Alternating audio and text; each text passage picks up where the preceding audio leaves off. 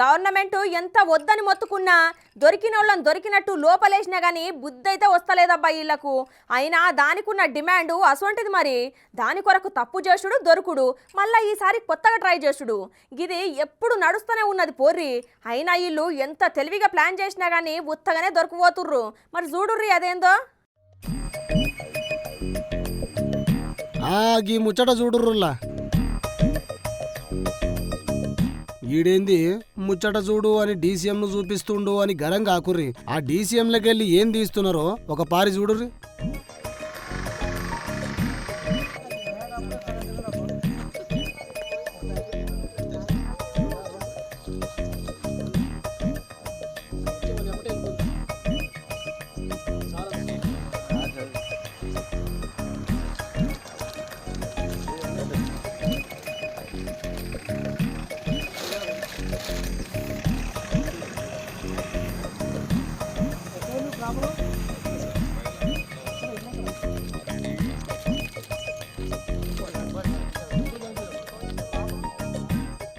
ఏంటి అవి డబ్బాలు డబ్బాలు లెక్కున్నాయి, లోపటంగేమో షెట్ ఉన్నది అని అనుకుంటుర్రా?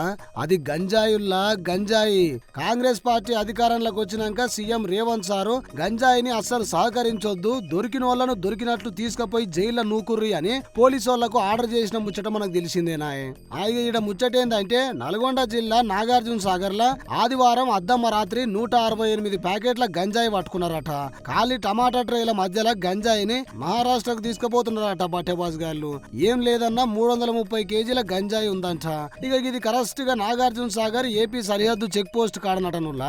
నలుగురిని అదుపులోకి తీసుకున్నారట పోలీసోళ్ళు. గంజాయి ఎట్లా పెట్టాలా అని ఇంత ఇకమత్ చేసిర్రు.